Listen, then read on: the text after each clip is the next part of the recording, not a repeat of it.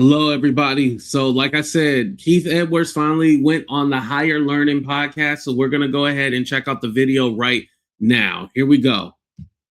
You took it out of context. You replied to one of my posts. Yep. She replied to one of his posts, and I called Keith out and said, come talk to us. And Keith said, you know what? I ducked nothing. And he joins us on Higher Learning today. Okay. Keith Edwards, how are you? Hey, nice to see you. Thanks for having me. Thank you for being here. We didn't know if you were going to come. So you came. We appreciate it. Well, I got to say, I think this is really important because as I was saying before we started filming, like the internet has a way of flattening everything, making everyone either good or evil, right or wrong. And I think the great thing about podcasts is there's nuance. Mm-hmm. And I think so much of what we've lost on at least like internet discussions is nuance. Yeah. So I'm really grateful to be here. Thank you. Couldn't agree more. So let's start with this. Why you don't like Jasmine Crocket? Wow. Can I ask a general question thing first? That you hate most about her?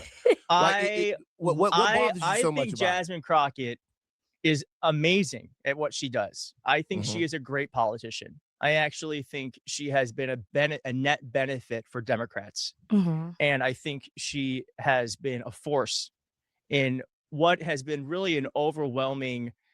I'm going to try not to interrupt this so much, but I'm calling bullshit. And the reason why I'm calling bullshit is because he has specifically went after Jasmine Crocket and has said nothing about her opponent, Talarico. And again, oh, she's so amazing and all this other stuff. Well, why are you coming at her if she's so amazing? Makes no sense. Moment in the media where Republicans are controlling the narrative. And she's been brilliant at being able to throw a little bit of punches and landing some hits. So I think she's been great. I have a hard time seeing. We have to put that stuff aside though, and I have a hard time seeing how she can win a Senate race in Texas. But that doesn't mean I don't like her. I like Jasmine Crocket. I've talked about her on my channel. Some of my highest viewed videos have been Jasmine Crocket videos. So I like her. Okay, before I get into the Jasmine Crocket, because Van is ready, geared up, ready. Because she's great for sound bites. That's what it is. And so, yeah, those videos happen to go viral. Like, oh, I can use her when she's going off on somebody or if she's, combating Republicans, but we don't want her in the Senate seat. That's what he's saying. To go. One of the things I've said about you on the podcast is when Van and I kind of have a back and forth. Look at him frowning over there, wishing he was here with us. You're putting ice cubes on the goddamn week. We're into it. No. Because what I want, because one of the things that I've called out is your platform and what it is. Because the way Van and I talk about it, Van will say, well, you don't have to say certain things about one candidate or the other, which is true. And then I say, well, you have a political platform where I feel like you're pouring out information for us to consume. It feels one-sided. So can you just tell our viewers just flat out before we even get into it all, because don't worry, Van, I'm going to come back. What is your platform? What is it that you actually do? Are you just reporting? Are you giving your opinions so that we can set a baseline for that before we get into everything? I consider myself a political commentator. Okay. I think people come to me to get news, but I don't consider myself a journalist. I do secondhand reporting where I'm just talking about what other people have reported on, and I give my opinion. So I don't consider myself someone that you'd want to go to for like both sides of an argument.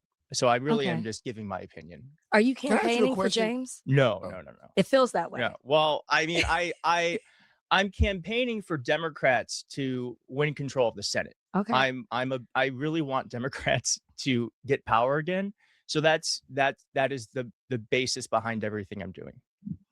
To that point. So here's the thing. So again, he has a YouTube channel. He's just a YouTuber, right? But also one of the things that is very dangerous is that he has over 1 million subscribers.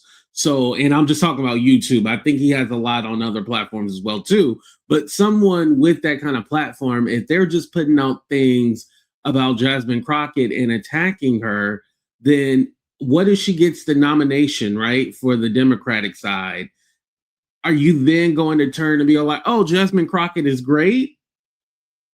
How is that going to work? Though, is it possible let's talk about James Talarico before we even get into the Jasmine Crocket thing. Like Rachel said, she just took the momentum right out of that. Like, like, let's talk about this. Is it possible that what's happening in Texas is that Talarico came along and a lot of people thought that he represented an opportunity to turn the state blue, at least for that Senate seat.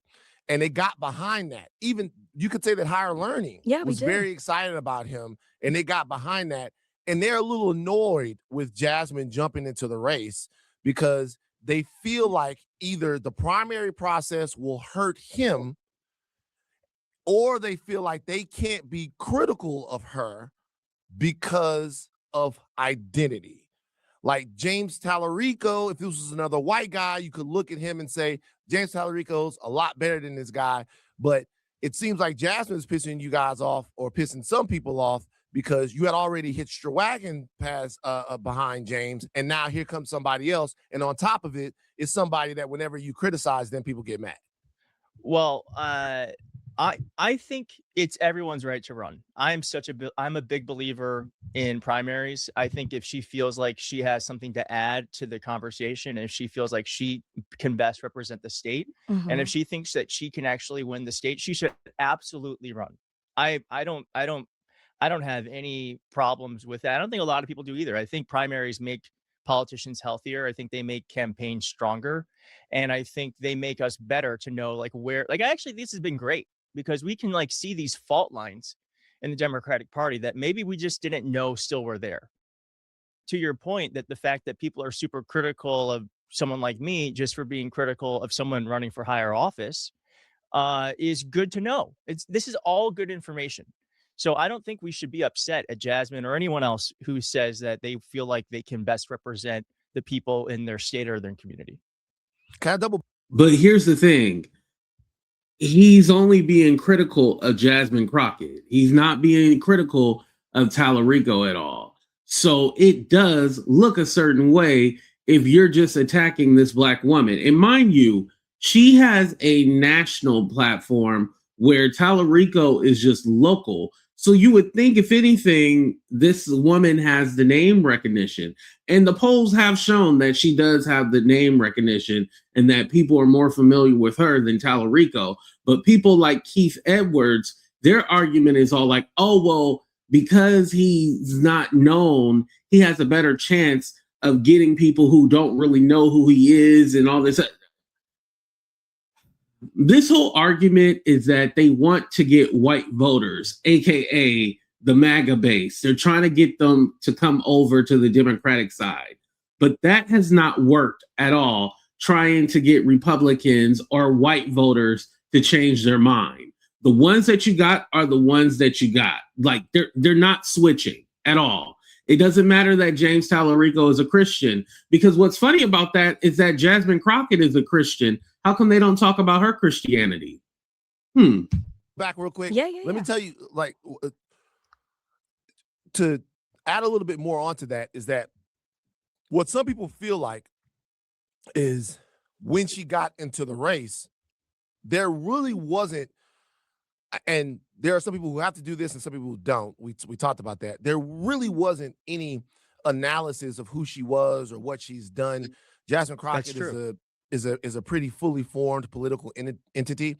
That wasn't the thing. It seemed like for a lot of people, the first thing they heard is that A, she can't win. James is a better choice to win. And we didn't get into, because she has a national political record that he doesn't have. Sure. And it kind of wasn't looked at from that point of view. It seems like a lot of people were saying, not going to happen, not going to happen, not going to happen, and bad idea. And so for the people that were critical of pundits who had something to say about Jasmine Crocket, I think it feels like to them that her candidacy took the wind out of the sails of James Talarico's rise a little bit. That could potentially be true. I don't know. I mean, is it true with you? No, I don't. I mean, I actually think it's been great. It actually probably has given more attention to the primary or to the election that maybe otherwise wouldn't have been there. I know not a lot of people were really focused on it when it was just him and the gentleman that dropped out. I forget his name at the moment.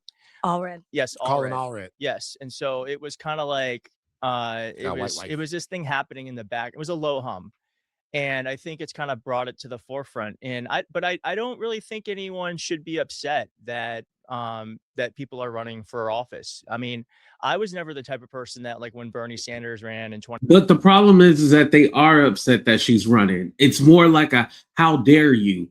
You think that you can win? You think that you're interrupting his chances basically. And it's all like, if Jasmine Crocket is the worst choice, then she won't win the primary. Why is everybody worried, right? So again, it's that how dare you? Mind you, Jasmine Crocket hasn't had any criticism on the left, talking about the Democratic side, until she decided to run for Senate. So it's almost like every time that a black person, or a black woman in this case, runs for a higher office, it's like, how dare you? Or it's not your time. Why don't you wait? Why don't you do this? Why don't you do that? Mind you, Jasmine Crockett's seat is gone. They took her district. So she would have to fight in another, Texas has gerrymandered their map, right? So she would have to fight in a whole completely restructured district. So hers is actually gone. So why not say, well, screw it, I might as well go for Senate. Why not? I'm the one with the name recognition, and I believe that I can turn out voters. I don't see a problem with Jasmine Crocket running at all. But the way he's trying to spin it, like, oh, no, it's no problem.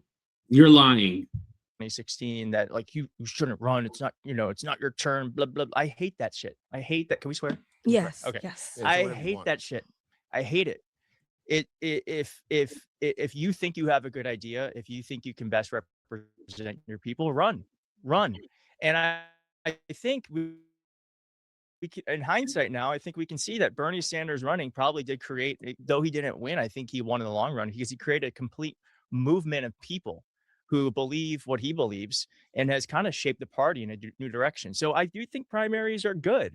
I think they're good. Now, I don't think what's good is that when we're critical of the people who decide that they want to run for higher office, and we say, all right, well, how are you going to win? Where are you going to get the votes? You've said these things. Don't you think the things you said are going to impact the way that the second largest voting bloc in the state is going to think about you?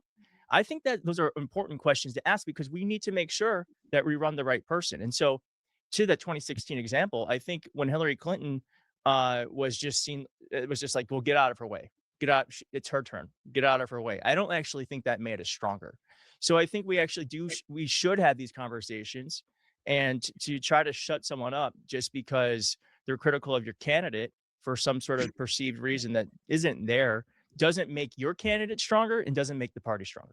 And I think that's some of the stuff I want to get into, because there really is. So the thing that he glazed over, like, oh, you're saying things. He's talking about when Jasmine Crocket said that some Latinos might have a slave mentality because they voted for the man who wants to deport their people. A lot of them had spun that to be all like, oh, that means that she's against Latinos. How dare you say they're slaves and blah, blah, blah. No. What she was talking about was, and I'm just going to say it blankly, I'm not going to mince my words, there's a lot of coons in the Latino community. I don't know what Latino people or Hispanic people call their coons, but in the Black community, we call them coons when they go against their own best interests and they be caping for the white man. So whatever Latinos call it, that's what she was talking about. She was not calling Latinos slave. This is what he's trying to do. That's what he was alluding to, you guys. I just want to be clear. Isn't a poll or data that says Jasmine Crocket cannot win. That really isn't there. And then on the other side of it, you can really argue that, as Van said, that Jasmine Crocket really is an established entity. She's a national public figure. We know who she is.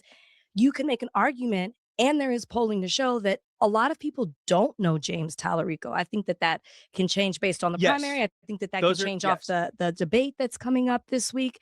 So it's hard to, so I think where you see some of the criticism is, how do you know it's James and it's not Jasmine? What are you basing that off of? Well, first off, Jasmine Crockett's never had to run in a competitive race, ever. James Talarico has. He's had to run in a competitive general election against a Republican. Jasmine Crocket never has had. Now, she could be great at it. We don't know. James has. She did it for the Democrats for her seat. For- Because when she took over for Eddie Bernice Johnson, there were a lot, like she was backed by Eddie Bernice, but it was competitive within. I'm saying versus a. As I understand, she won by a slim majority in that race that Rachel is talking about. So again, he doesn't know what he's saying.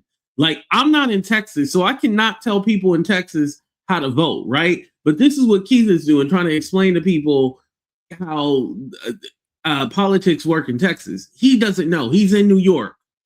Republican. Okay. And the. But even with that being said, James Talarico, has he ran against a Republican? Like, what are you basing? Again, he's not answering the question. Like, what are you basing your information off of that Jasmine Crocket can't win? Abbott Talarico voter isn't an idea. It exists. There are many, like he won in 2018 district that was red. Abbott carried. Mm-hmm. He flipped it.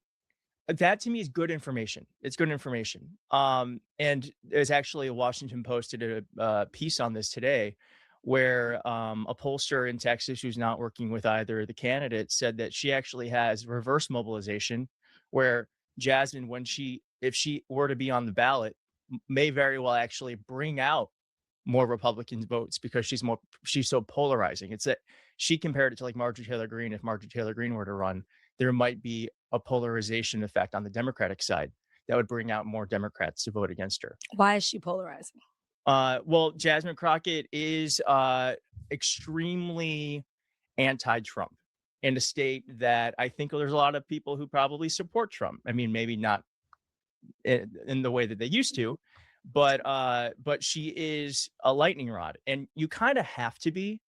I'm trying not to stop this so much, you guys, but here's the thing. Keith is full of shit. And shout out to them for not interrupting him, but I would have called him out on this shit. So the whole polarizing thing, that means she's black. Oh, she's so polarizing.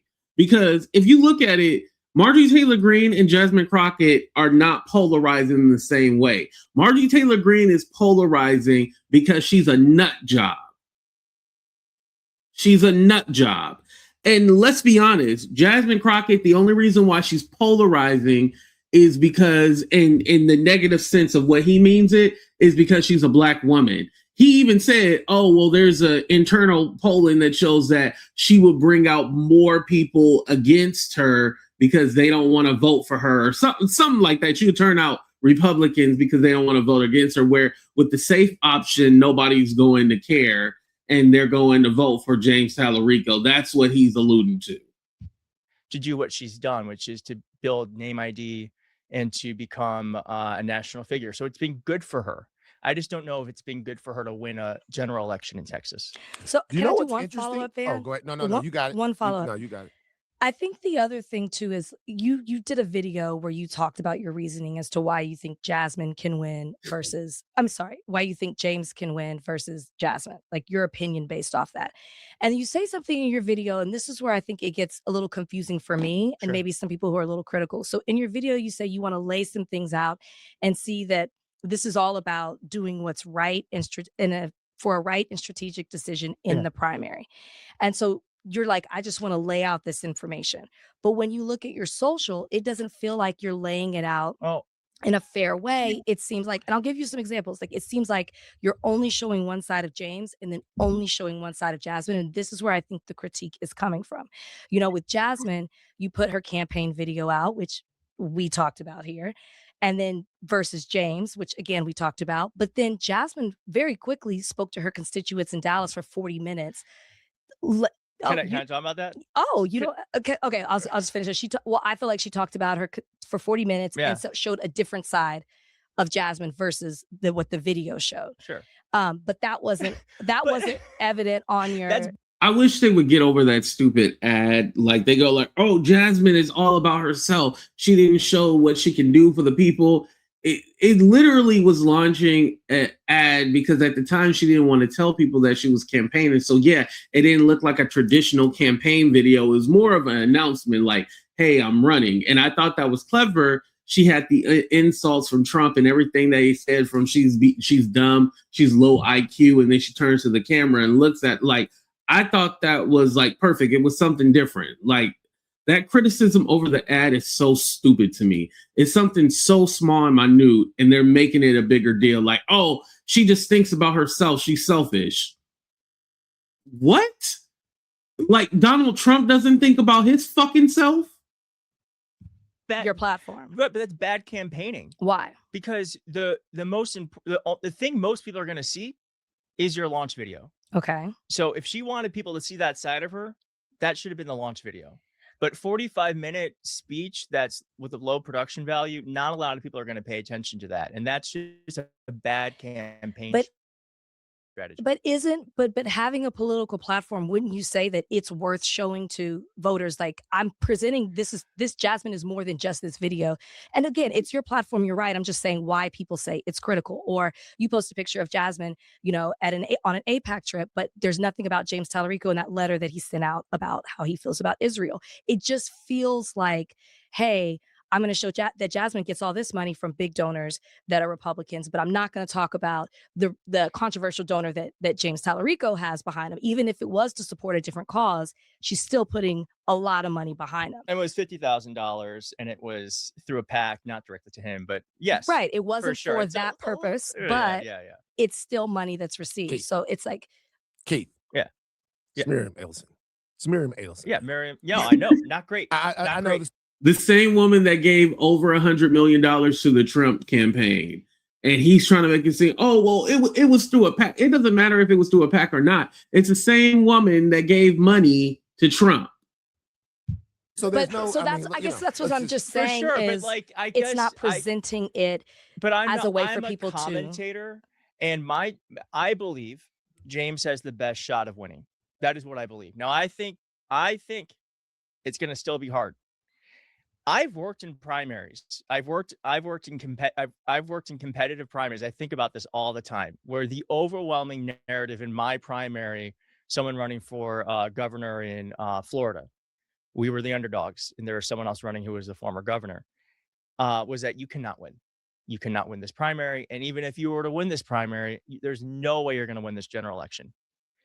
The job of our campaign is not to tell you why you're wrong because you're misogynistic and you're blah, blah, blah, blah, blah, blah. It is to show you how we're right.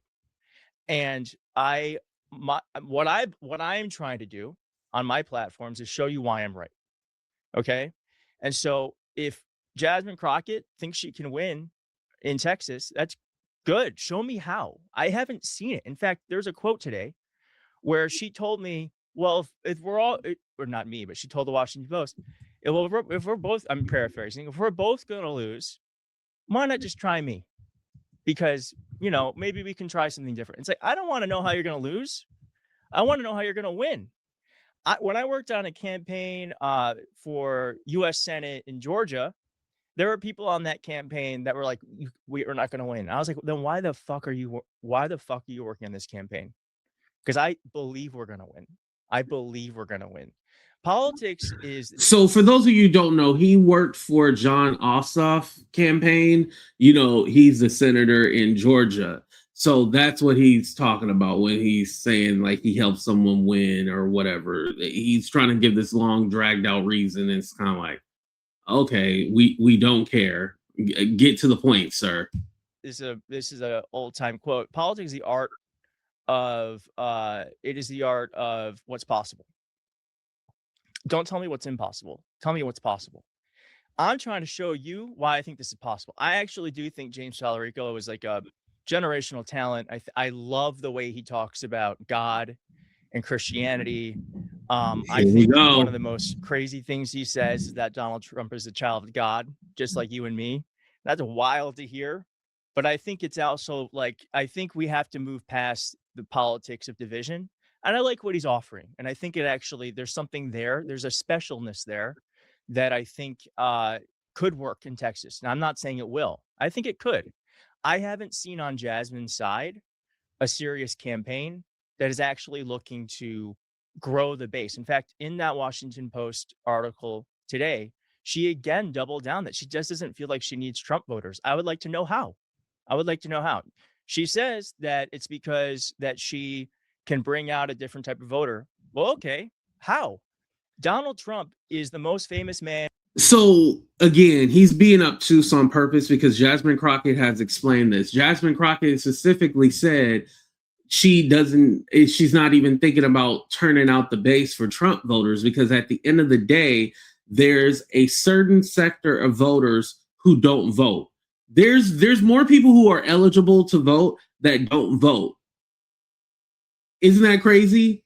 So Jasmine whole thing is like, we need to turn out the base. We need to turn out the people who don't vote. We need to turn out the minorities because, again, Texas is a minority state. More minorities are the bigger part of the population. So we need to turn out the Latino and the Black vote, which Beto has actually been good at. He was good at turning out the base for Black voters. I think he had like 89%. And then with Latino, he had about 60. So Jasmine thing is, if you turn out more of those voters, that's how you can win.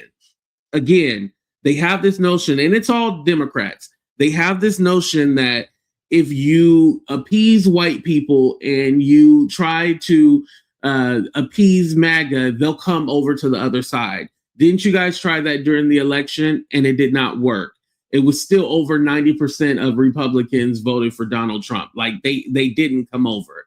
And again, Democrats have not won the white vote since LBJ. Since the Civil Rights Act was passed, that was the last time they won the white vote. So again, them trying to win the white vote and trying to get that, it's not going to work. You need to turn out the people who are low you know what word I'm trying to say, have a low turnout rate, and to try to turn out those people and get the base excited and not trying to cater to MAGA. Because again, if you go more MAGA or you go more Republican, they'll just vote for the Republican. Why are they going to vote for a fake Republican? In the world, he even had, it was called Trump Force 47. I think I got that right. Where it was a community organizing effort in swing states where he gave people special hats. Let's get those likes up. Were in charge of their neighborhood to make sure they brought out low propensity voters. The most famous man in the world has to persuade voters. And you're telling me that she does not. I don't believe that. Now, she might believe that to be true. That is the job of the campaign, to show me how that's possible. Couple things. It was interesting to me what you said about Marjorie Taylor Greene. What you said about Marjorie Taylor Greene was that Marjorie Taylor Greene was someone that, and before I even say this, I don't have a problem with you deciding that you like a candidate, and then backing that candidate on your platform. I don't have a problem with it. I do not have a problem with that. I do that. I'm not gonna sit here and what's the gentleman in Missouri? Wesley Bell, is that his name? The guy, the one that got all the money. Who got all who was the backed by AIPAC money? AIPAC? Yeah. Who was backed by AIPAC? You guys make sure I have that right. I'm not going to pretend like I'm going to support him over Corey Bush so that people that are listening to Higher Learning can feel like I'm being fair. I'm not going to do that. We talked about it before. I'm not going to pretend like, oh, let's look into what I'm done. I look at candidates and then I come on the podcast and I tell people why I support who I support. I have no problem with anyone doing that. I will say this, though, and I think it's interesting to note a couple of things. You said earlier that Marjorie Taylor Greene is somebody that mobilizes voters, Democratic voters, to come out and vote, right? Now, that's what this pollster said, yes. Pollsters say that. Yeah. Now, she was in a district where she had a tremendous advantage, right? However, the fact that she riles up Democrats and motivates them to vote doesn't change the support base that she has within her own party. Yeah. The fact that she annoys Democrats, the fact that she gets people out to come vote, you could make the argument that Donald Trump himself gets people out to vote specifically against him.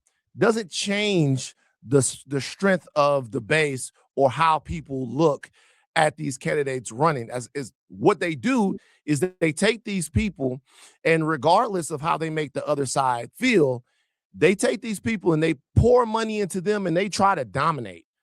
They say, this is the candidate that we like, doesn't matter what you do, and they try to dominate. Sure.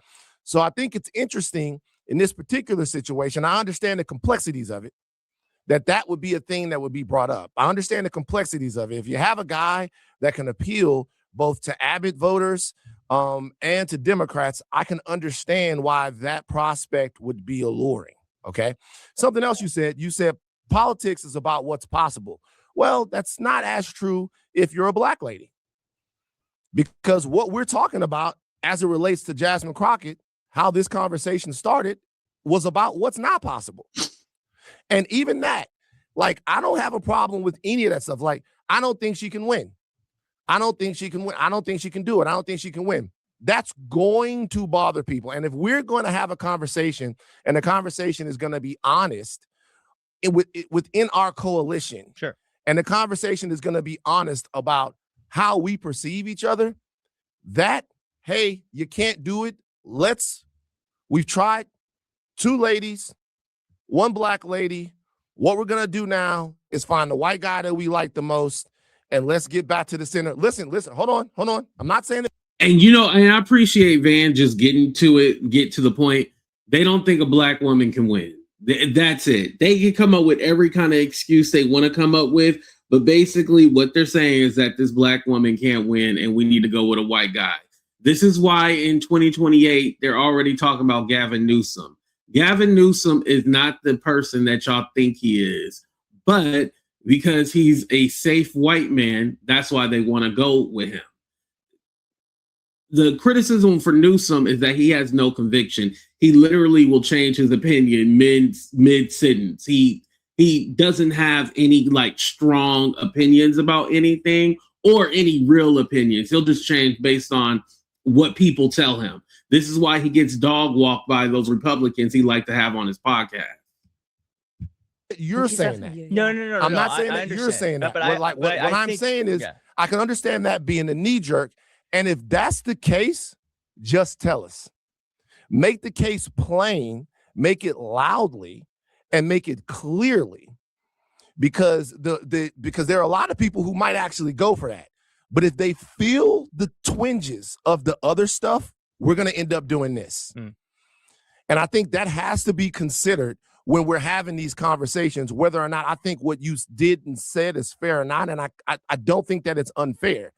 But I do think if you're going to be in coalition with people, that there might be concerns that they raise that you have to take on a little bit. Fair. Do you think a black woman can win a U.S. Senate seat in Texas? I think a black woman can win a U.S. Senate. Yes. Do I think Jasmine Crocket? I think Jasmine Crocket has a hard time. I think that's the difference. Is that it's not just like, I actually think a black woman with the right politics and who is truly, I don't want to say a moderate, but someone who is not polarizing, because I think that's part of Jasmine Crockett's brand, is that she's a polarizing figure in a place that you actually need to mobilize and persuade people who might otherwise not vote for you. Can I ask you a question real quick? Give me a black woman that's in politics right now who isn't polarizing. Well, I don't think Stacey Abrams was very polarizing, was she? That's crazy. Was she? I don't know if polarizing is the word that I would use, but not as. Go ahead. I wouldn't say that she wasn't fiery, but they essentially made Stacey Abrams they made. But I feel like that's 2 different comparisons to where Stacey Abrams was running for a local office. She was running for governor, right? And so with that being said, it's a totally different battle, and she wasn't already in office. Jasmine Crockett is in a national position, and again, she's going against MAGA. And it's not that she wants to be the one oh yeah, I'm trying to go viral or I'm trying to get a moment. It's literally look at this crazy shit. And finally, we have someone who is speaking for the people and all. Like, this shit is not normal. This shit is crazy. And, we gotta resolve this, and it's about time that Democrats have a fighter. But she's a fighter because there's an opposition. Stacey Abrams was just running for office. So yeah, naturally, you have an opposition, but it's not the same. They're not in the same position. You can't compare those two Black women. And again, there's already two Black women who are senators, Lisa Blunt and also Brooks. What's her name, y'all? Also Brooks. What's also Brooks' first name? Why can't I think of it? Okay, I'll get back to y'all while we look it up. Stacey Abrams, in my opinion, to me, the mascot of she was attacked Angela. big time. Now, She was I wouldn't say she was polarized. She wasn't polarizing. She's not polarizing though. Mm. And she almost won. Yeah, well, she I definitely mean, should. yeah. I think and I hate to keep going back to this, but I think that this is such an important conversation because this is what kind of drew us all in together. Sure. Was not being able, one, like you talked about, things on social media are very flat. When you're doing a podcast, you can have a conversation and you could talk about these things a little bit more. And that's why I keep going back to, which I do feel like I have a better understanding of, you're giving this is what you feel like can win. And that's what you're putting out there versus me saying to you, can you put it out more evenly? Because that's what's kind of been the critique. And I think if that was more of the response, maybe I missed it on social media, then maybe people would feel a little different because even going back and looking at your stuff, you have been very positive of Jasmine Crocket and you've liked the call out and, you've liked the brand. And I think a lot of people do, but then it feels like that's only good over here. And it won't work here. It feels like it's positive here, stay in this place, but it immediately we're writing it off here, which is why I asked you, do you think a Black woman can win in a Senate seat in Texas? And then if you do, it's like, well, then what type of Black woman can it be? Like, who is that person? And then I'll ask you on the other side of it, let's just say Jasmine Crocket does win the primary. I've seen you say you're going to support Jasmine Crocket. Yeah. Do you feel like your lack of putting the other side that I've said out there, I feel like you're showing one side of Jasmine and one side of James. Do you feel like that is hurting the Texas voter? Because you've only talked about it in a necessary way. You've been more critical of Jasmine for Texas than positive. So how do you then switch it? And I think Van and I talked a little bit about that and I'm not saying you can't be critical, but how do you then rally voters to now get behind Jasmine? Because it's dangerous to put out there that she doesn't have a platform or, she doesn't believe in something. Like, we know that she does. Like, we see her, every day. She has clips going viral every day. We literally see Jasmine Crocket. And the other part about this is, like, a fair criticism would be like, okay, well, James Talarico has everything laid out on his website, what he wants to do for the people. Jasmine Crocket more or less has like a statement or a message of why I'm running. She does not have it listed out like her thoughts on education, her thoughts on religion, blah, blah, blah, blah, blah, right? But if you listen to her speeches, she does talk about the economy. She does talk about things that people care about. So again, that could be a fair criticism that she doesn't have it listed on her website. But again, they didn't look at Kamala's website, so why would they look at her? So that's probably the argument.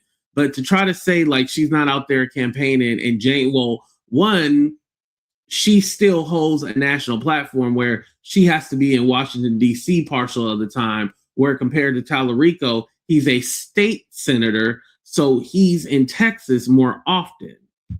You've talked about the things that you're not seeing from her, which I do think are there. And I'll do a follow-up in a second. But how do you then rally people to say, okay, now we're going to vote for her? And this is why, not just because she's the Democrat, why they should vote for her. Well, I think that's the campaign's job to help sell that. But I personally don't believe being critical of politicians in primaries hurts them. I think it helps them. And everything that I've posted about is going to be used against her in a general election. And so she needs to have answers for it now if she were to win. I don't think the answer she's given so far. I mean, she was asked about the Latino, where she said that, like, compares Latinos who are immigrants to slaves. She answered that on Jake Tapper, I thought, not very well, and I think she needs to have a better answer for that. But I think, beautiful things happen when someone wins an election. It's kind of like it's like a rebirth, right? And so, like, Joe Biden had Kamala Harris as his VP. Kamala Harris famously called him racist in the primary. Like, there's a way in which primary. She didn't call Joe Biden racist. They were talking about the busing issue because he was against busing. Primaries are for battling, and then elections are for coming together. And I 100% know that regardless of who wins the primary, we can champion that person and do the best job that we can to try to get over the finish line. I just personally believe that that there's a lot of complications of things she said in the past, and her brand, for lack of a better word, that makes it more complicated. Do you feel like you're listening to locals in Texas when it comes to what the voters actually think and are saying about this primary? Because Jasmine Crockett and James Talarico really aren't that far off on the issues that they stand for. They're quite similar. Mm-hmm. And so if you listen, I feel like there's a lot of undecided voters. And I'm wondering maybe whether it's critics. I know you've gone back and forth with Erica Harrison, Black Girls Who Brunch. She's very active there in Harris County, throughout Texas. Are you listening to maybe some of the critiques that they have, or maybe even the information they have in regards to what is really going on in Texas when it comes to this primary? Because I know you're quoting, I feel like on the internet, I mean, if we were to have a conversation, probably it would be easier to listen. But I do think a lot of the critiques about my understanding of what's happening in this race have been kind of just bad faith attacks. And so it makes it hard for me to want to listen to their analysis when it's kind of wrapped in a shit sandwich. Ain't no shit sandwich, by the way. So for those of you who don't know, Erica Harrison, Black Girls Who Brunch, she is a content creator on TikTok. That's where she's mostly known on. She's actually a lawyer, and she lives in Texas. And so when she was trying to correct some of the things that Keith Edwards was saying about Texas voters, and in particular about Jasmine Crockett, he got all defensive. And then, he went ahead and posted her profile talking about, oh, she needs to apologize because, again, he says that he's not for or he's not campaigning for James Talarico. But if you look at all his posts when he talks about Texas Senate, it's promoting James Talarico in all slander to Jasmine Crockett. And so he has been called out for his misogyny and for his racism because, again, this is what he shows. And somehow we get the blame, or the brunt, talking about Black people, we get the blame for calling it out. And he's trying to say, oh, it's wrapped up in a shit sandwich. No, they're calling you out because, I don't even want to say calling him out. They're trying to pull him in. They're trying to rein him in and let him know, like, hey, you might want to watch some of the stuff that you say, or how come you're posting this and you're not posting that? Or how come you're saying this about Jasmine Crockett when it's not true? And he gets defensive, and then he wants to write people off like, oh, they're having bad faith arguments. Homie, are you serious? Let's continue.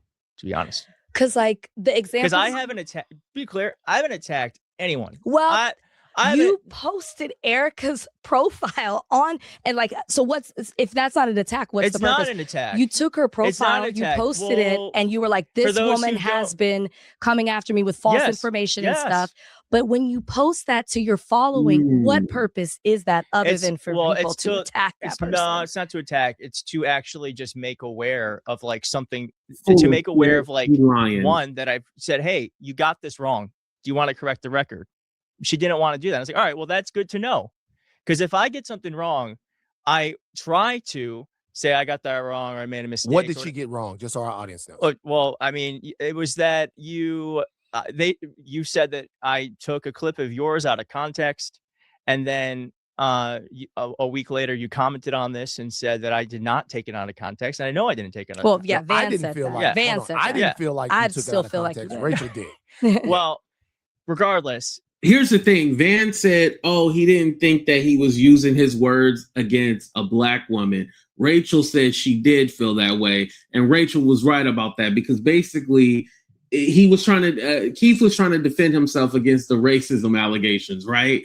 And so he was like, look, there's a black guy. He didn't say these words, but look, there's a black guy who agrees with me. See, I'm not racist. And of course, Van plays dumb and stupid. And, goes like, oh, well, he didn't take my words out of context because he's not looking at the whole picture in the situation. Because while this is going on, the whole situation with Erica is happening and Erica is like checking him. And then this is where you see this post right here where she was all like, you took it out of context. You didn't watch the whole thing because there was a part in there where Van called Keith Edwards a pussy, but he did not post that part. He just totally just posted this little 30 or this 60-minute clip. So again, very manipulative. I said, do you want to just quickly because she really went hard on me. Like I was trending on Threads like being a racist and all this sort of stuff because of this. As you should. Political analysis and critiques I've had on this campaign. I'm totally willing to bear the brunt of that for what I believe in. But when someone gets something wrong and they're not able to like, oh yeah, you're right, he did whatever, and it becomes like I'm actually not going to even acknowledge. It's just then it's like, all right, well that's good to know because I actually don't know if I can trust your analysis if like you can't admit when you get something when you miss the mark. Yeah. So, I think when I was looking at some of the back and forth that the two of you have, which we can agree to disagree, but because I've done it before, right? Where like somebody's come at me and I've posted it on my stories and it's kind of like, I do what you will with this information because this person's coming at me. So it kind of felt that way. But when I was looking at Erica, because I follow her, she has said, she doesn't think that you're a racist. But what she said was, and she says she's undecided in voting. But what she said was kind of this intent versus impact. And it feels like even though your intent means no harm, the impact of some of the information and the way that you're putting out there, I'm not saying I agree with that, but the way you're putting it out there it feels like it has this undertone. What would you say to that? I mean, I've built accounts on the internet for the Lincoln Project from like 200,000 followers to 2.4 million. You don't do it by being nice. Okay. Unfortunately, there's a way to get things seen on the internet and you have to be a little bit abrasive. I hate that about it, but that's just kind of how it is. And so I think it's the abrasiveness and maybe the way in which I'm short and how I explain how I think that can look. So he wants to say that he's abrasive. That's what you want to call it. And here's the thing. I honestly think Van and Rachel should have had Erica, aka Black Girls Who Brunch, on the show because this was a tweet that not tweet, but a thread and replied to this black woman named Maya, right? When she was calling him out for his misogyny and racism, he goes, "You're right. I don't agree with you. I know me better than you do. Laugh out loud. It's not 2018. Calling someone a racist or upholding white supremacy on the internet to shut up their opinions doesn't work anymore. But congrats on setting the liberal movement years, if not decades. I hope you take this criticism seriously." So again, that part about it's not 2018, basically saying like, oh, we don't have to be sensitive to black people anymore. This is Keith. Can look a certain way, but I am just doing that because I'm trying to get the thing that I'm trying to talk about in front of as many people as possible. And eventually, like, I mean, you'll see like even that clip with Matt Rogers where he was like, I don't think I don't think you should donate to Jasmine Crockett, guys, because I don't think she can get elected. I'm the one who shared that clip and got that viral. So like I kind of have a sense of what I'm doing here, and I've done campaigns for a long time, and I know how to advocate for what I believe. So he's taking credit for that Matt Rogers and Bowen Yang clip going viral. Like he's like, oh, I'm the one who got that viral. I know what I'm doing. Oh, so you purposely are trying to shit on Jasmine Crockett. Like you're making the situation worse. And I can't believe they letting this motherfucker get away with it. I swear, I love and hate this podcast. Like, fuck Van, fuck Rachel, but y'all put out some good content. And so if people are going to misconstrue that, if they don't want to actually meet me where I am with my ideas and just attack me for something that's not there, then I just think that that means that they don't have a lot that they can stand on in what they believe, because I'm just telling you what I believe.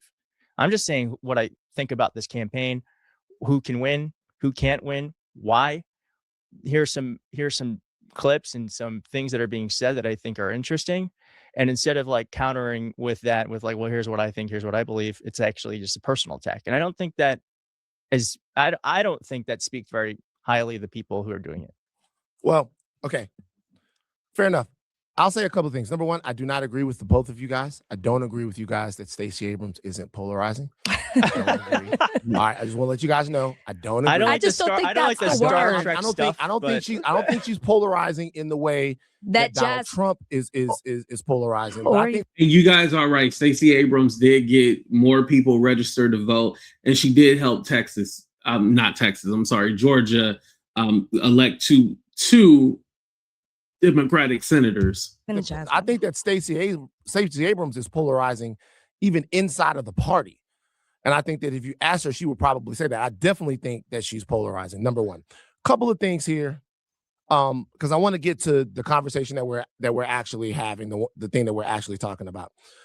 It's interesting that you just said that there's a way that you have to communicate in that way is not necessarily nice. I don't think I'd say, because that would imply it's mean. I don't think it's mean. I think it's just abrasive. I think there's a tone in which you have to say things on the internet if you want them to travel beyond your small following.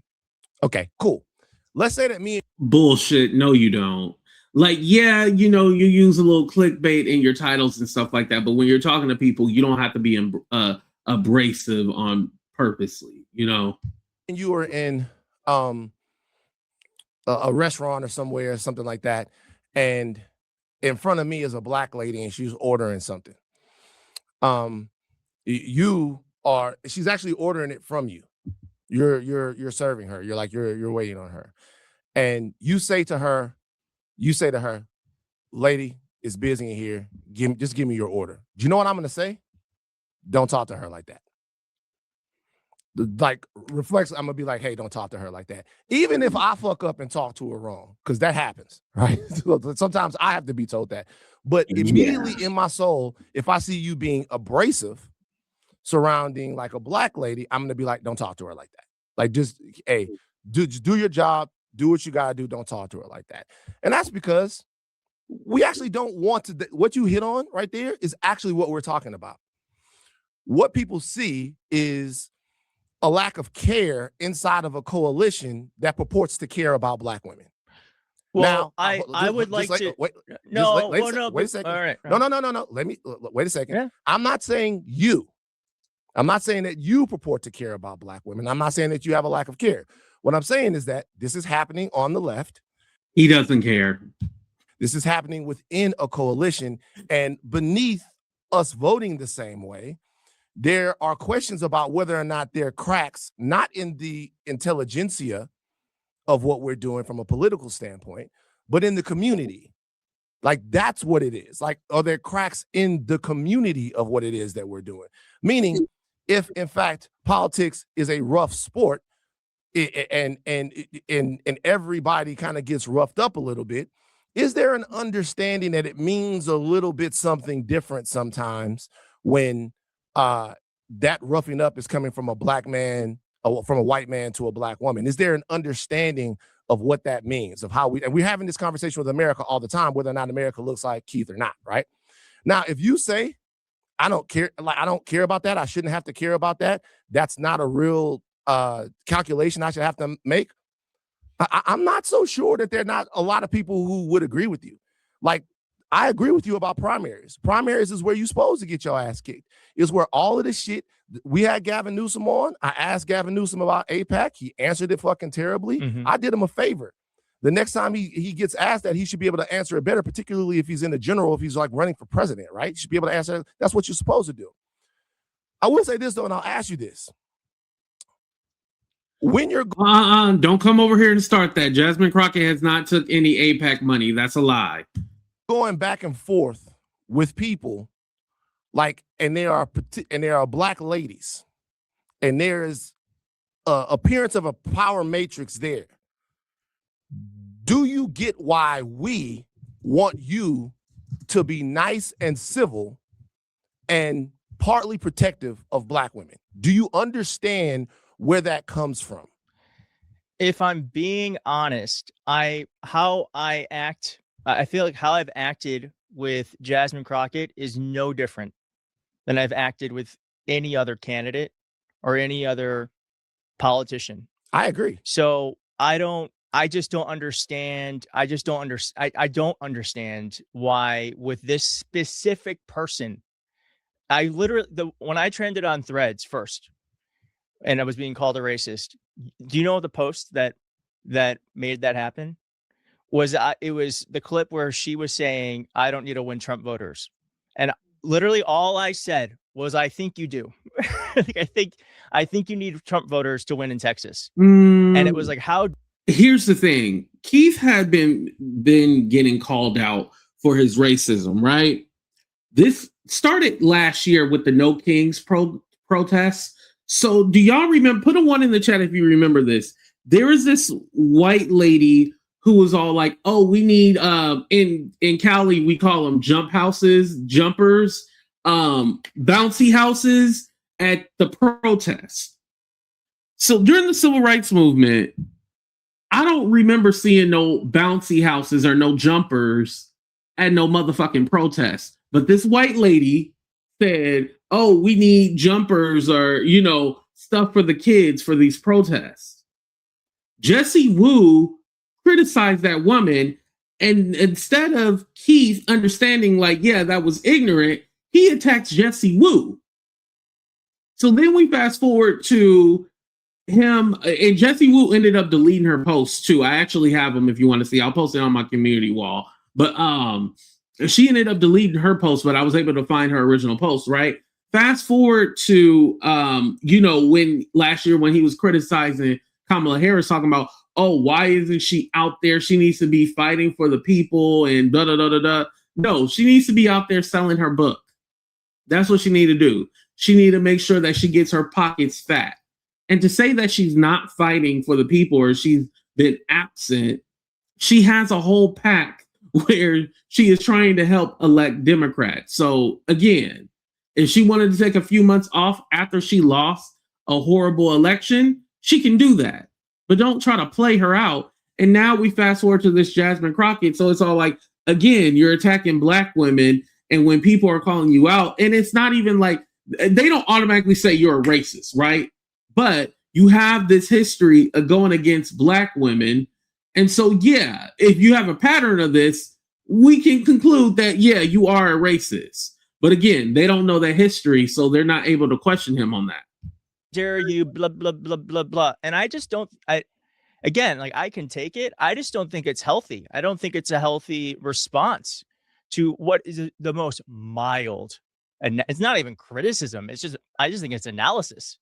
So I don't fully understand. I don't fully understand that knee-jerk thing that happens in the internet in some area. I mean, I guess I kind of do. I think there's people who have made a living off of rage baiting and clout chasing. And, some people, that is how they get the following is they see someone like me, and it's like a prime opportunity to get some likes. And wait a second, hold on. So you think their response to that is insincere? You don't think they mean it? I think there is I don't know, actually. I've been told that people think I'm actually racist. So I don't know. Maybe they sincerely think I'm racist. But yes, it's sincere. You are. Like, I don't understand like why that's even a question. No, you are. Hold on. Whether or not they think you're racist or not, let's stay here for a second. So because this is very interesting. As we talk and get this stuff out. You think when someone sees, even if they're wrong, let's say, even if they're wrong and they're analyzing how you talk about or communicate about Congresswoman Crockett, you think they don't mean it? Do you think they don't feel the feelings that they're feeling? Do you think they're doing it for likes and clicks, or do you think they're just wrong? Because those are two different things. One is just, hey, we need to have conversations about how we're less hung up on identity in situations like that. That is a conversation that needs to be had. I agree. The other one, I think these are actually I think they're the same conversation. Sorry to cut you off, but I do think they're the same conversation. They're not. Let me tell you why. Well, tell me why. Because I'll tell you why. I'll tell you why. One is saying toughen up. The other one is saying stop lying. One is so one is saying you are genuinely in a place that is unhelpful to even you. You are genuinely there. You genuinely see things happening where they're not seeing, where you shouldn't be seeing them. You're looking at mirages. The other one is saying that you are specifically weaponizing your identity. You're specifically weaponizing the pain and massaging the war and all of those things, that you have a thought that when you see a mark, you take that mark down and you use your identity to take that mark down. That view of it is cynical. And it actually assigns a real like insidious set of values to a whole group of people. That makes them into bots, or they're trying to come up off you or anything like that. The other one is something that can be discussed. The first one is. The second one can't. Those people would have to be excised out of the political conversation. So because he's so big-headed and egotistical, he thinks, oh, well, they're just saying that because they're trying to get clicks and views. It's because this is what Keith does. He does these things to try to get clicks and views, right? If you look at his page, all his thumbnails and titles are all clickbait.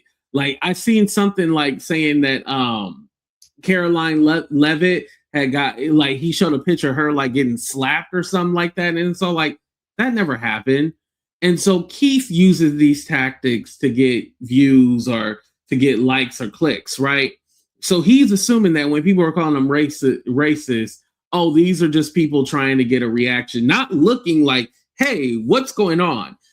I think even to go a little further into this, Keith does not have any black people around him. Just because you live in New York doesn't mean that you have black people around you.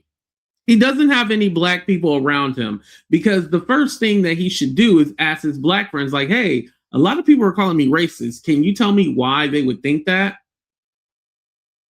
Instead, he's in a bubble where they're telling them, like, they're doing that identity politics thing. They're just complaining. They don't really know what they're talking about. You're not a racist. It's one of those moments where you have to say, check your privilege, and he has not checked it at all. And don't forget, he is a gay white man. And the reason why I'm bringing that up is because a lot of gay white people feel that, oh, I'm a minority too, or I'm marginalized. But really, they play a game with whether they want to be marginalized or if they're white. They go back and forth with that. You have to just get rid of them all.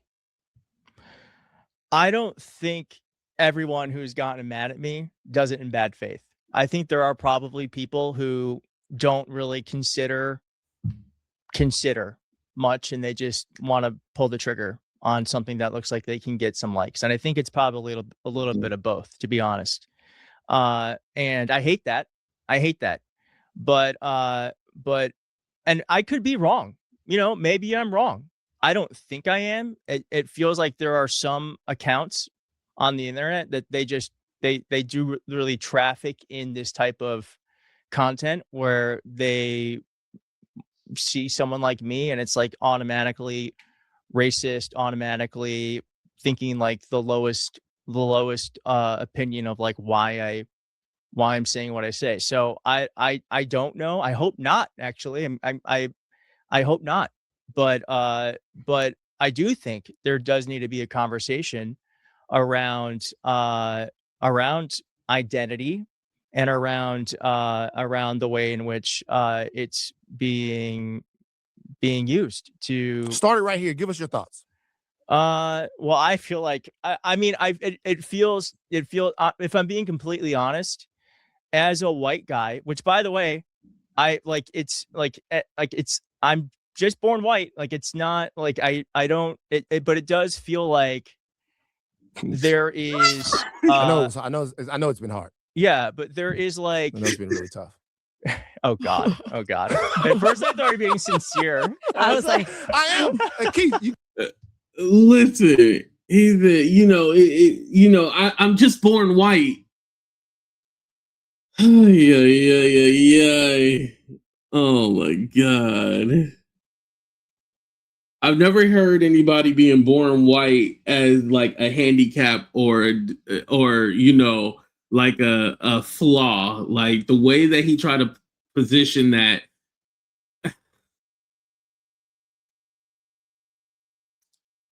I think once you get to a certain level of like a YouTuber or a streamer or whatnot, you do gotta let me. You PR gotta agent. let me get. Oh, I'm sorry. You do need like a PR agent because that was horrible.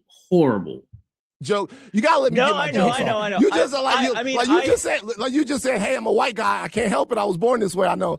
God, No, that, but that it must does have- feel I like can't, I that. can't It imagine. feels it like feels like that. you can't talk about it. Yes, it About feels be like critical. you're not The fuck allowed to was- talk, like I feel like I'm in so much trouble already, so it's fine. You're not, dog. No, Like, you're not, but, because bro. We Like- really like, want to listen- have this listen. conversation because You're you're not the lying. only person this is happening to. Again, it was a whole Matt Rogers, Bowen Yang thing, and I understand what you're saying.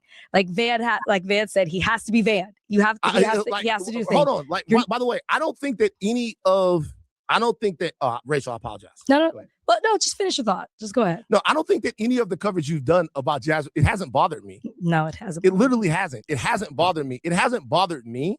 It hasn't bothered the Bowen Yang thing and all of that stuff. None of that stuff bothers me. I'm here to talk about it all. I actually think, though, the more that I talk to you, I do think that there is something where you feel like, or not you, let's not personalize it. I do feel like we sometimes get into these discussions. It's the same reason why I thought that, Graham Plattner should talk to Black people about what's going on. We still don't want to believe that the emotions that Black people feel around their protection are genuine. That, I think, is worth examining, because if we're having a conversation about identity and how we have to let go of identity, the question would be, is why are we so touchy about it? Like, what makes you so touchy about it? This is what I'll say when I ask you, because you should be able to be critical. We talked about that. I said that I actually don't even think that Jasmine Crocket would I think she's fully capable of stepping up to the challenge, and she would love to show herself that way. And I'm sure we will see it in this debate coming up this weekend. I do think that we do ourselves a disservice when you cannot fully critique, even if we are being protective for whatever reason, because that is what we do within our community. But I do think that some of the sensitivity comes in, for example, with when I say, do you think a Black woman can run? And you're like, yes. And then you're like, but Jasmine Crocket is polarizing. That doesn't get that label. And that's not you saying that. She is polarizing She to is. people. It's like, but, it would be like saying Marjorie Taylor Greene isn't, like, she's a but yeah. that doesn't really it's not really a negative for a non-Black person. And that's where the sensitivity comes in. But it is. Marjorie Taylor Greene is not running for Senate or governor, even though she wanted to, because even Republicans knew that if she were. That's because she didn't get the backing of Trump, and she's pissed about it. So again, that's why she's not running. To be on the ballot, like, that's one of the reasons. But think about why they're polarizing. Think about why they're polarizing, right? They are both. Hold on. Wait, let me just finish this. They're both polarizing, right? Yeah. But think about why Jasmine is versus why Marjorie Taylor Greene is. Marjorie Taylor Greene is a conspiracy theorist. Sure. I mean, she's put out lies, misinformation, disinformation. Where Jasmine Crocket, let's be honest, she's polarizing because she, as a Black woman, holds her ground, and that intimidates a lot of people. So that's what I mean about the fairness of it. Is it's faulty to compare them, because she's polarizing because she's a black woman. Marjorie is polarizing. I don't mean to compare them in style or substance, but I just mean to compare them in the way that they're extreme partisans. That is the comparison, but not in style and substance. But do you understand what I'm saying as to like where there's this sensitivity? Because Jasmine really is polarizing. It's not because she's controversial. It's because she is who she is as a black woman, and that makes a lot of people that makes white sense people to me. feel threatened. That makes sense to me. And yes. that is not that same like stereotype is not put on white people. And so that's where I think this sensitivity comes in. And if we're going to have a conversation, I think we have to address that. Again, I'm not saying that that's you. It's just that is the general thought of Jasmine can't be Jasmine to win, but a white person can.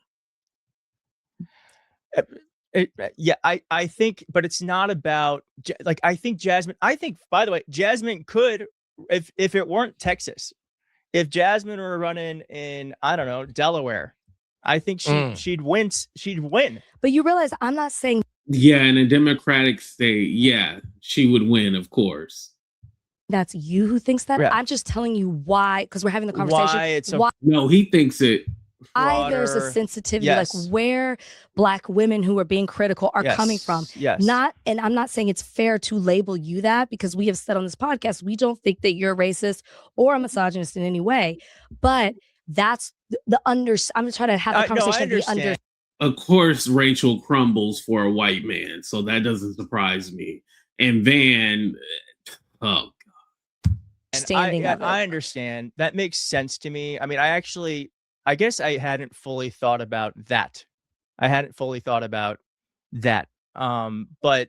when I don't really like the word polarizing, and maybe it was bad of me to bring up what this pollster said in Texas, but I do think it's just like the partisan quality of her brand that is challenging in Texas. But I understand the word polarizing can be very sensitive, and I actually hadn't fully appreciated what it means for Jasmine to be fully herself and to get all this attention, and how that could be negatively seen from a big part of the electorate. You've been very generous with your time. I'll say this, and just so people know, Marjorie Taylor Greene is not running again in Texas because in Georgia. Because she's in Georgia. She's not running again in Georgia because she's polarizing. That's not why she's not running. She's not running again in Georgia. Has nothing to do with being polarizing. Being polarizing actually made her who she is. Being as polarizing and as far to the right and as uncompromising, that made her career. She lost her power base when she actually became less polarizing. Well, you're missing. When she became less polarizing, and she started. I call her Marjorie Taylor King. She started She started going on centrist places like CNN and being critical of the president. She started actually moving away from the far right MAGA base, not on a whole litany of issues. But you know why she did that? She did that because she wasn't supported by the president in a race, and they had a beef. Yes, cover this stuff. But do you know why she wasn't supported by the president? I know. Why was she not supported by the president? Because she can't win. She can't win in Georgia. A Senate, right? Yeah, she couldn't win. No, a Senate race. Hold on. A Senate race she can't win. She can't win a Senate race in Georgia, and she might not be able to win a Senate race in Georgia because she's too kooky, not because she's too polar. No, but they thought Herschel Walker could win. That doesn't make any sense. Herschel Walker was never going to win. Because she might not be able to negative. It's the same like negative mobilization that this pollster asserts that Jasmine Crockett might have. Like people will come out and vote against her. Yes. But understand what we're talking about. If we're talking about, I'm not so sure she can't win, by the way, because Tommy Tuberville won. Like other people like that. I'm not so sure she can't win. Like Tommy Tuberville. That's Alabama. That's a little different. Well, but see, look at all the stuff that we're doing. Georgia's purple. Look at all stuff. She might not be able to be like Warnock or Ossoff or one of those guys. But as far as to be a darling of her party, her extreme views were something that made her one that, day, maybe. right? And so, well, she wasn't a darling at first. She actually was. She was actually like thrown. She was basically like ostracized from the party when she first came into power. She very slowly got accepted over time. She got accepted over time because because the party she- moved towards Trump. The Yeah. party moved towards Trump. She moved further to the right to like completely align herself, and then hitched her wagon to his power all the way. Thought he would pay it back. He did not pay it back. And she's not running. She's not running for Senate. She's not running for her seat in Congress again, which she would surely win, right? Mhm. Which she would surely win. So she's not running because she's polarizing. She's not running because she no longer has the support of the big dog in her party, the guy who you have to glaze.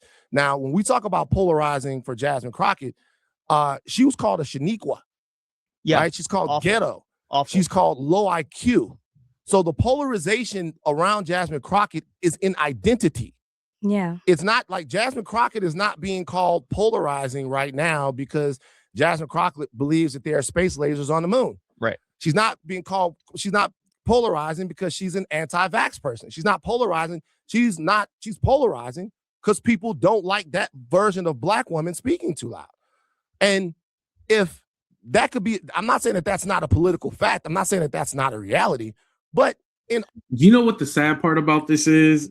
Everything that he's saying, or they've both been saying, Rachel and Van, it's going in one ear and out the other. This guy does not care. Like, you see someone's face when they're trying to understand you and they get it. He literally does not get it. He's like y'all said, I'm the smartest person in the room. Why would I listen to these guys? You know? And believe it or not, people do think because they have more subscribers that they are bigger or more popular than you. And I bet you anything, he's like, yeah, I'm more popular than these people. I don't give a damn what they're saying. I know what I'm doing. argument with us, we're going to reject that. And if we don't, even if it doesn't make sense to reject it politically, we have to talk about why we need to reject it. And I think the most interesting thing from the conversation is that there's an expectation, and once again, we got to talk about it. There's an expectation that we won't be protectionists around the greatest resource that we have in our community, which are Black ladies. Mhm. We're going to be. So if you want to have the conversation, I think we probably have to get out of our feelings a little bit to have the conversation, particularly when it's out around politics. But I'm going to challenge you and Bowen and everybody else to. You talked about your harrowing journey as a white man. I'm gonna challenge you guys also to consider that this woman was called a Shaniqua, and she was called ghetto, and she was called dumb, and that we might be a little touchy around somebody being called that look like your mama. Mm-hmm. Just a little bit. Mm-hmm. So let's all bring the temperature down. Let's have the conversation. Let's get there but let's not like run into any corners and wait for any bells to have any fights. I don't mind having this conversation. I think you're having it in good faith. I think you feel attacked. I think any human being in that situation would feel attacked. I think any human being that's saying, hey, I'm just talking about politics. I do feel like Jasmine Crockett doesn't share my politics at all. I'm a fucking pinko communist. So she doesn't share my politics at all. But I mean, if there is some talk about whether or not you can authentically and directly defend yourself from what you feel like are attacks, then we're going to have a conversation that to me is a little bit more murkier, because it looks like we all lying just so that we could get famous or have conversations or compel you to come on the show. Sure. Which we've enjoyed. Yeah, and which I feel like you said you didn't realize that. And I think that the big takeaway is when you talked about the sensitivity maybe that surrounds it. And I think the big takeaway is we should be able to be critical. Mm-hmm. It's not healthy for the party if we cannot be honest in our critiques. However, there is a sensitivity that exists. And I think the step to getting there is to acknowledging it, which I feel like we got there. And then we have a better understanding each other to hopefully move forward to get the right person in office and to turn Texas blue. And yes, everything. y'all. Here's the thing. He's trying to claim like, oh, he's just realizing or he's just learning. People have been telling him for months now, especially in December, trying to check him on the way he says things and the way he goes about stuff. And he simply just does not care. This was, like you guys said, just to save face and be like, oh, see, I went on the Black People's podcast. See, I'm not a racist. Oh, I just want to we Democrats. I think this is good conversation to have, because this isn't going to be a new idea. I think this is not. This is this is this is our primary. Yeah, but this is going to be a problem. We have to be I personally believe fascism is here. I don't think it's at the door. I think it's here. It's here. ICE is just taking people out of their homes. I don't even know if Donald Trump's gonna leave power, right? And so there has to be a sense of coalition, and I think the internet is set up in such a way with the way the oligarchs have set up, where they want us to be as divisive and divided as possible. And so I do think that there has to be a sense of coalition of all types of people. The the reddest of the red, if they're on our side for democracy, and then what would you call yourself, a communist?